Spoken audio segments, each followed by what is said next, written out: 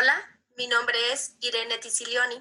Soy becaria postdoctoral en la Facultad de Medicina de la Universidad de Tufts, Massachusetts. Bienvenidos a esta cápsula en Medicina de Laboratorio sobre fluidos corporales. La mayoría de los fluidos o líquidos corporales son ultrafiltrados de la sangre y a través de mecanismos de transporte activo, los fluidos corporales tienen la función de apoyar al suministro y eliminación de nutrientes y subproductos metabólicos de los compartimientos de tejidos circundantes. Los procesos patogénicos, que incluyen las infecciones, la malignidad y las enfermedades autoinmunitarias e inflamatorias, pueden alterar la producción, la circulación y el intercambio normal de fluidos corporales, lo que produce a su acumulación el aumento de volumen de líquido en cualquier órgano, tejido o compartimiento articular. Suele requerir una intervención clínica para eliminar o drenar activamente el líquido acumulado. Los fluidos corporales se pueden recolectar con fines de diagnóstico, terapéuticos o ambos. Existen muchos tipos de fluidos o líquidos corporales, incluidos el líquido cefalorraquídeo, líquido pleural, líquido pericárdico, líquido peritoneal o ascítico, líquido amniótico, líquido sinovial y la saliva. El líquido cefalorraquídeo es un líquido corporal transparente que ocupa el espacio entre el aracnoides, meninges y la pia madre. Se forma en el plexo coroideo por filtración y transporte activo.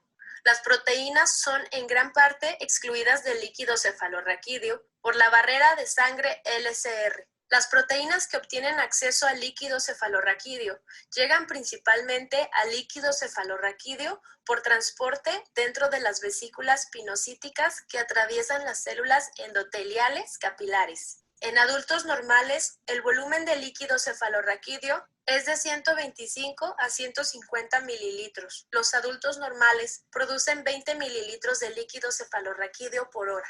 La función principal del líquido cefalorraquídeo es proteger al cerebro y la médula espinal de lesiones al actuar como un fluido amortiguador. También es el medio a través del cual se transportan los nutrientes y los productos de desechos entre el cerebro, médula espinal y la sangre. El líquido cefalorraquídeo generalmente se obtiene mediante una punción lumbar. Durante el procedimiento generalmente se inserta una aguja entre la tercera y cuarta vértebra lumbar y se recolecta el líquido cefalorraquídeo para su análisis. Algunas categorías de patologías del sistema nervioso central detectadas en el análisis del líquido cefalorraquídeo incluyen hemorragia con presencia de glóbulos rojos en el líquido cefalorraquídeo, que puede ser secundaria a hemorragia intracerebral hipertensiva hacia los ventrículos, ruptura de un aneurisma sucular o de valla con sangrado en el espacio subaracnoideo, la extensión de un hematoma traumático, sangrado por malformación vascular. La meningitis es una inflamación de los leptomeninges generalmente causada por una infección con virus, bacterias, hongos o protozoarios. Los tumores malignos pueden propagar células al líquido cefalorraquídeo. Los tumores primarios, como los gliomas, pueden diseminarse a lo largo del espacio subaracnoideo. Las enfermedades desmielinizantes pueden producir anomalías en el líquido cefalorraquídeo por varios mecanismos. Los productos de desmielinización pueden estar presentes en el líquido. Los leucocitos de tejido lesionado pueden también estar presentes en el líquido. El aumento de inmunoglobulinas oligoclonales producidas por el sitio del tejido lesionado se puede lavar en el líquido. La concentración normal de proteína en el líquido cefalorraquídeo en adultos oscila entre 0,15 y 0,45 gramos sobre litro. 0,015 a 0,045 gramos por decilitro. Las concentraciones de proteína en el líquido cefalorraquídeo en recién nacidos prematuros y a término normalmente oscilan entre 0,2 y 1,7 gramos sobre litro, 0,02 a 0,17 gramos sobre decilitro. La proteína del LCR puede estar falsamente elevada en presencia de glóbulos rojos por una hemorragia subaracnoidea o punciones lumbares traumáticas.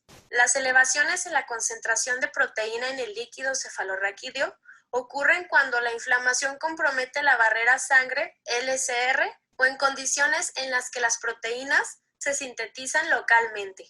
Las elevaciones de la proteína del líquido cefalorraquídeo pueden persistir durante semanas o meses después de la recuperación de una meningitis y tienen poca utilidad para evaluar la curación o la respuesta al tratamiento. Los niveles elevados de proteína pueden ayudar en el diagnóstico de afecciones inflamatorias como el síndrome de Guillain-Barré, donde a menudo se observan concentraciones superiores a 1 gramo sobre litro. La concentración de glucosa en el líquido cefalorraquídeo se mantiene por medio de transporte facilitado como por difusión simple. La glucosa se elimina del líquido cefalorraquídeo por medio de transporte, a través de los capilares y las vellosidades aracnoideas, pero también la utilizan las células que recubren las cavidades ventriculares y los espacios subaracnoideos. Como resultado, normalmente se necesitan horas para que la glucosa sérica se equilibre con la glucosa del líquido cefalorraquídeo. La proporción del líquido cefalorraquídeo sobre la glucosa en suero es de aproximadamente 0,6 en individuos normales. Las concentraciones de glucosa anormalmente bajas en el líquido cefalorraquídeo pueden ocurrir en meningitis bacteriana, infecciones del sistema nervioso central por microbacterias y hongos, y también en neoplasias malignas y en la hemorragia subaracnoidea. Un nivel bajo de glucosa en el líquido cefalorraquídeo, inferior a 0,1 milimol por litro, 18,0 miligramos por decilitro, es un factor predictivo importante de la meningitis bacteriana, mientras que las concentraciones de glucosa en el líquido cefalorraquídeo pueden ser normales durante las infecciones virales del sistema nervioso central. Los resultados típicos de laboratorio en la meningitis bacteriana incluyen: el recuento de leucocitos en líquido cefalorraquídeo suele ser superior a 1000 sobre microlitro, habitualmente con predominio de neutrófilos. Una concentración de proteína en el líquido cefalorraquídeo superior a 2,5 gramos sobre litros, 0,25 gramos sobre decilitros. Una concentración de glucosa en el LCR por debajo de 2,5 milimols por litro, 45 miligramos por decilitro. Si bien, los hallazgos de laboratorio típicos en la meningitis viral incluyen: el recuento de leucocitos en LCR varía entre 250 sobre microlitro y 2000 sobre microlitro. El diferencial muestra un predominio de leucocitos.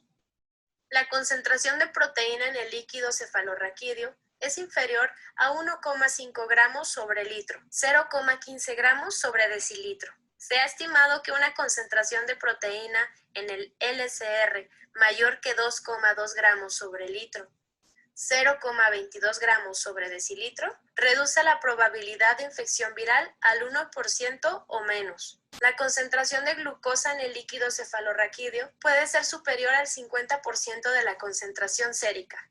Aproximadamente de 10 a 20 mililitros de líquido pleural están contenidos en la cavidad pleural y el espacio delgado entre la pleura parietal y visceral.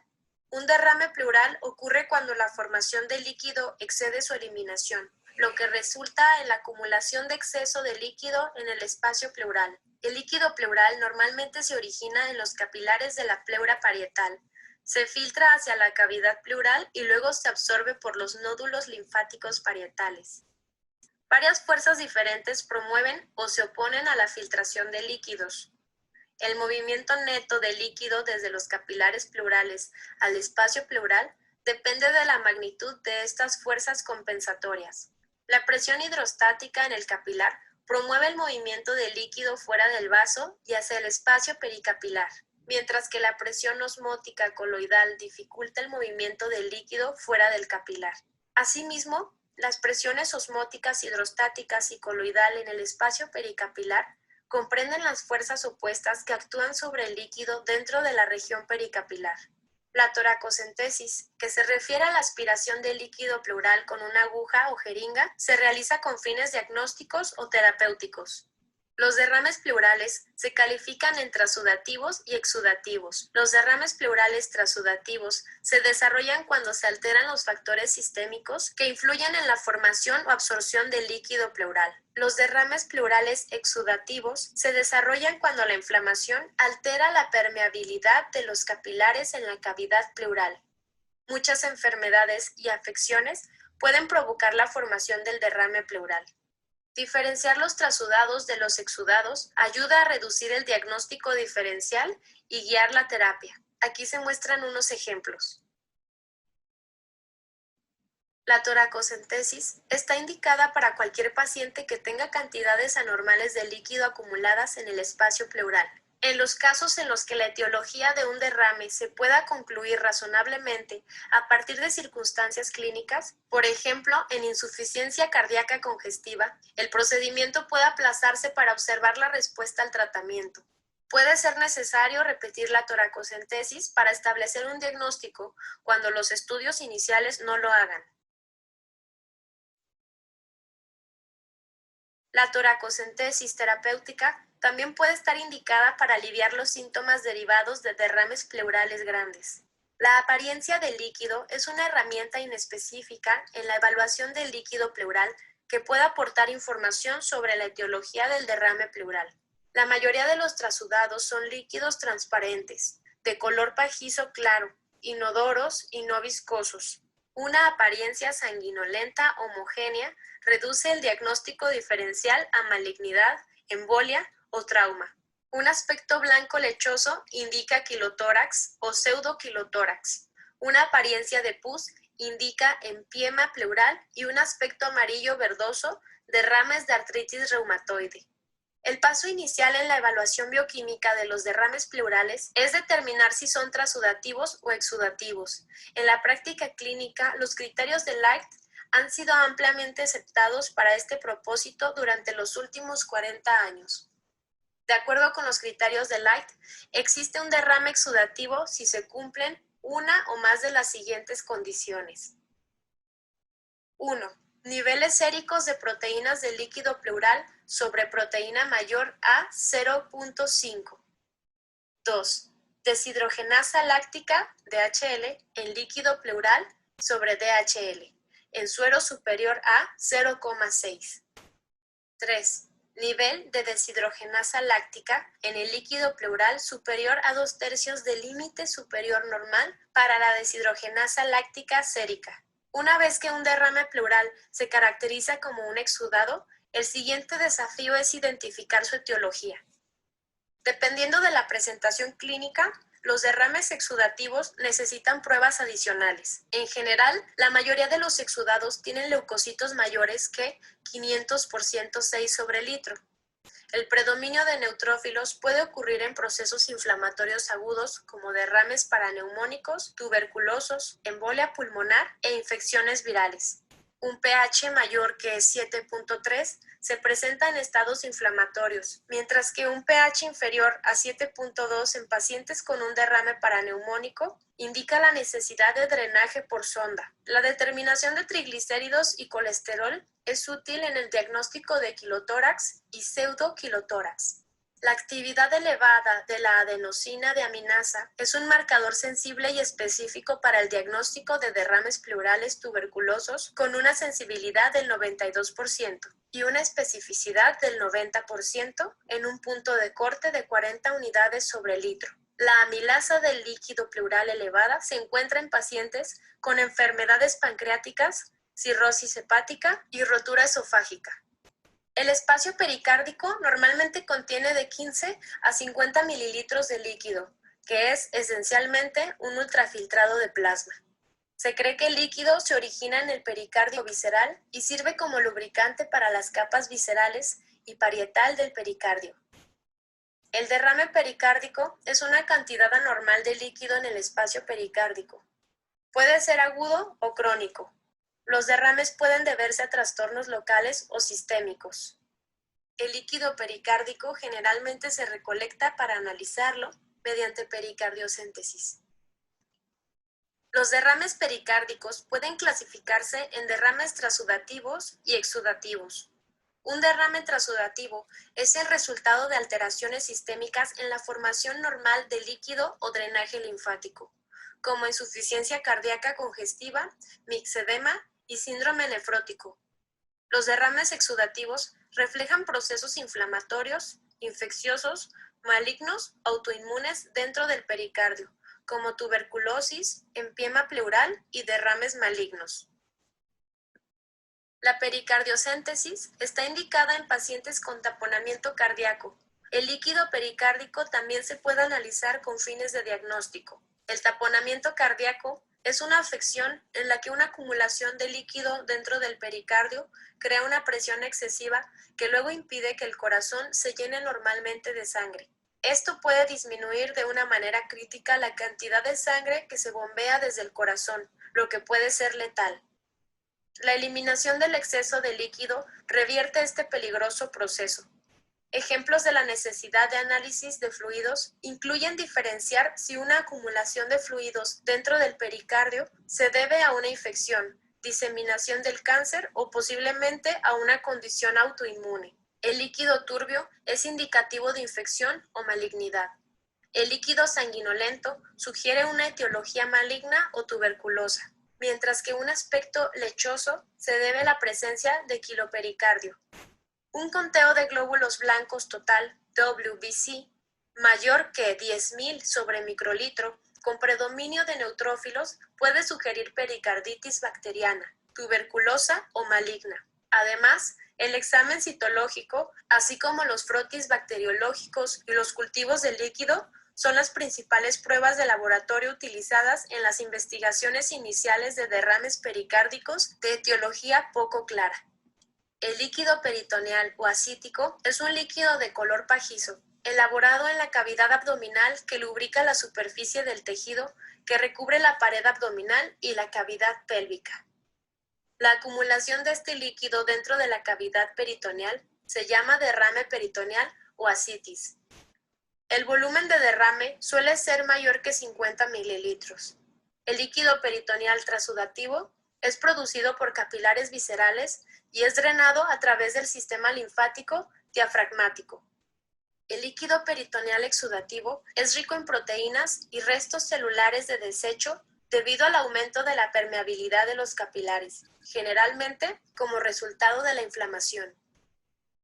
El aumento de la presión hidrostática se asocia con hipertensión portal y es a menudo causada por la cirrosis, la obstrucción del flujo venoso hepático y la pericarditis constructiva. La disminución de la presión osmótica coloide se produce como consecuencia de la hipoalbuminemia, que se caracteriza como síndrome nefrótico y se asocia con varias enfermedades como la desnutrición y la enteropatía con pérdida de proteínas.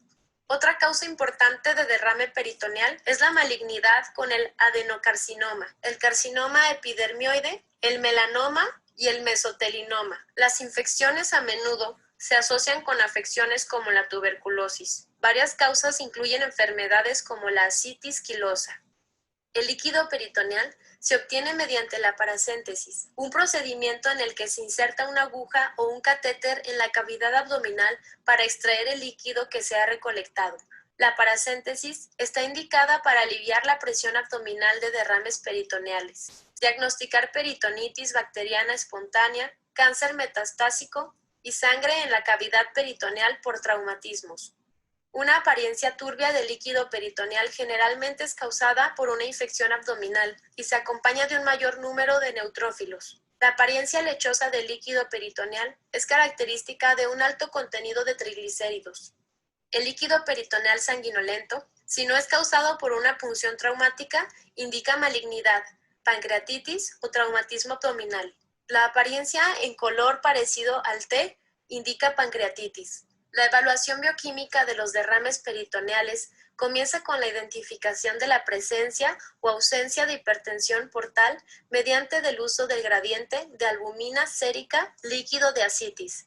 El gradiente de albumina sérica líquido de ascitis se ha propuesto como una alternativa de base fisiológica a la clasificación tradicional de ascitis en trasudados o exudados. Este gradiente se acumula como la diferencia entre la concentración de albumina en suero y el líquido ascítico, mayor que 11 gramos sobre litro por 1,1 gramos sobre decilitro, sugiere la presencia de hipertensión portal, mientras que este gradiente, menor que 11 gramos sobre litro, 1,1 gramos sobre decilitro, no lo es.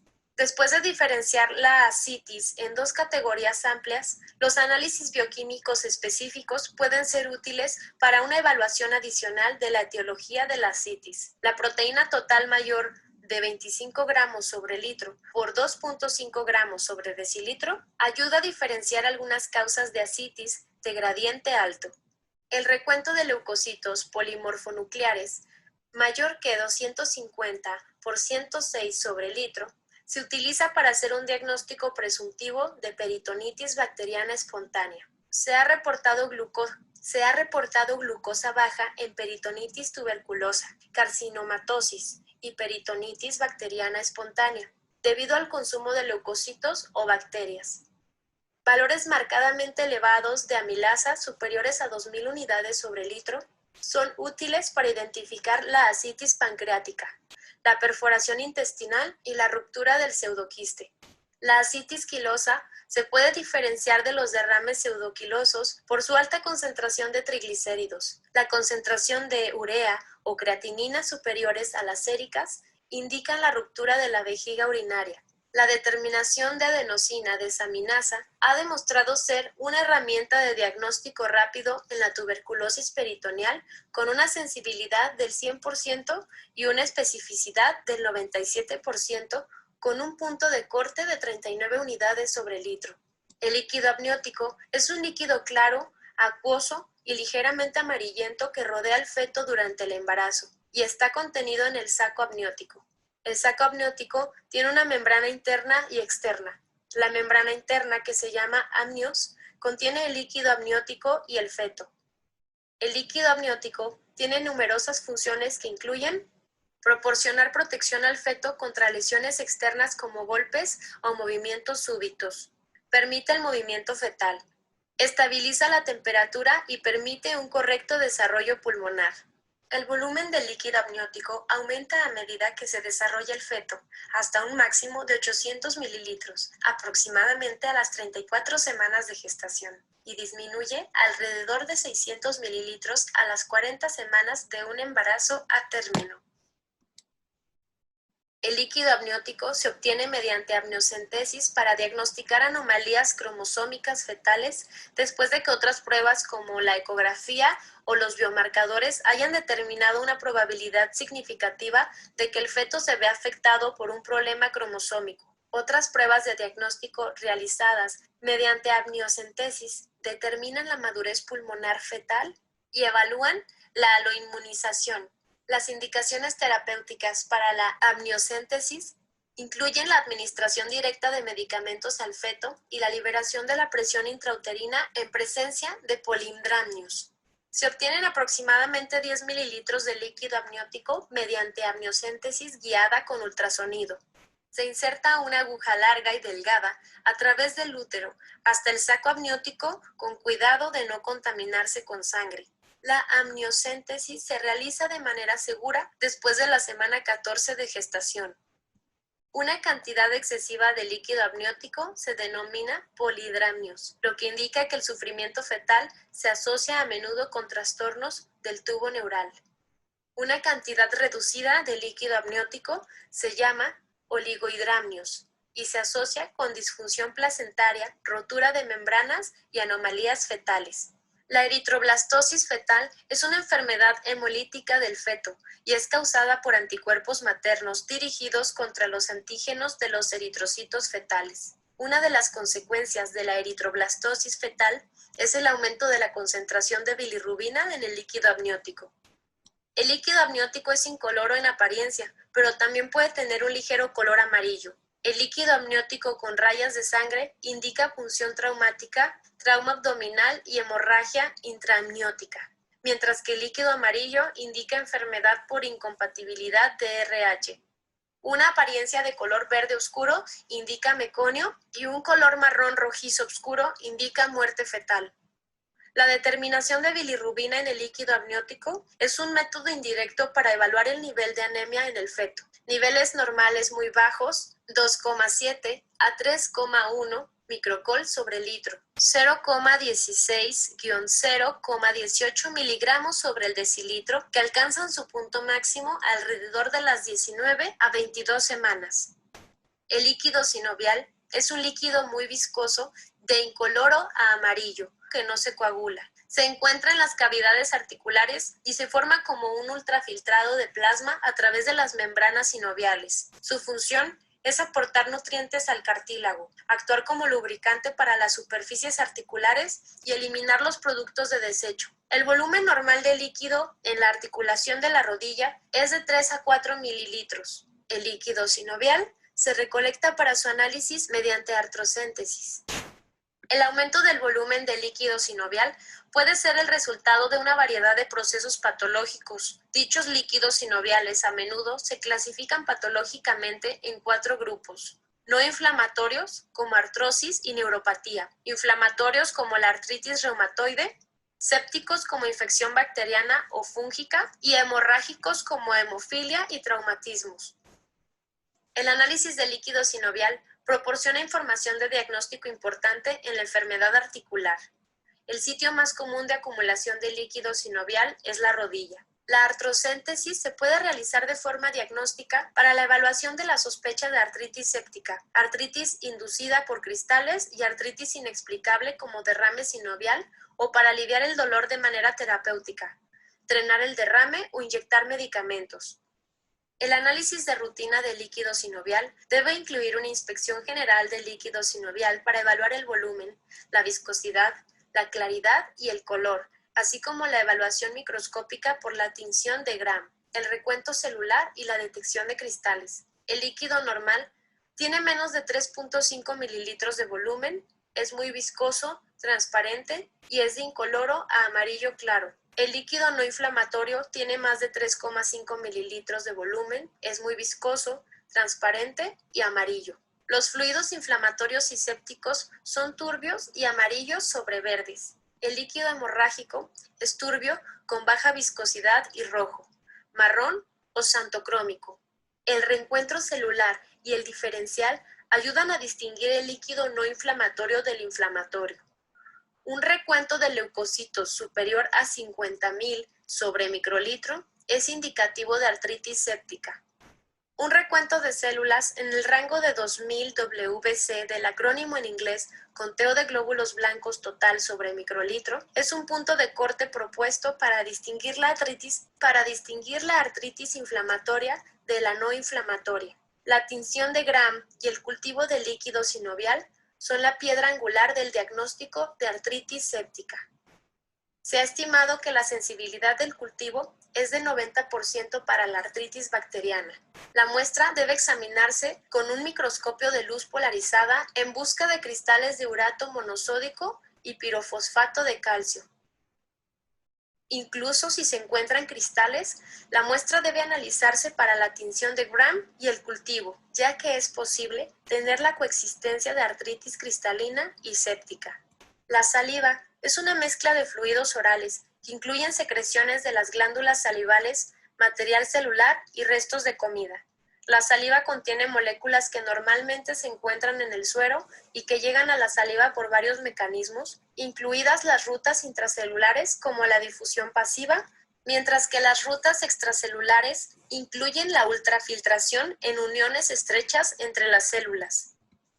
La saliva puede verse afectada directamente por enfermedades sistémicas o puede reflejar cambios en las concentraciones séricas de ciertos analitos. Las ventajas de usar saliva incluyen la facilidad de recolección, particularmente cuando dicha recolección requiere supervisión y almacenamiento. Las recolecciones de saliva también son procedimientos no invasivos y presumiblemente de menor estrés que pueden ser útiles en pediatría y en la medición de hormonas afectadas por el estrés, como el cortisol.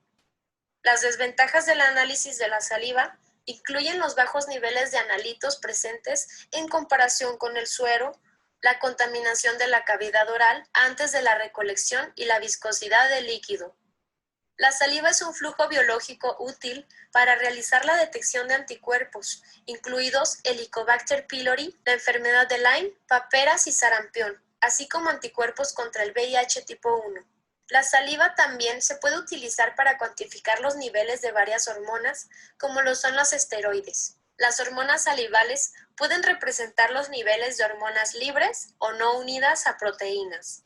El cortisol, por ejemplo, Se correlaciona bien con la concentración sérica y puede representar el 10% de las concentraciones plasmáticas libres. Sin embargo, el cortisol puede sufrir un metabolismo en la glándula salival a cortisona, lo que puede tener implicaciones para la especificidad del proceso analítico. La testosterona salival también se correlaciona bien con la concentración sérica y puede ser una prueba útil en la investigación del hipogonadismo masculino o en la medicina deportiva. La saliva también se puede utilizar para detectar y o controlar varios fármacos.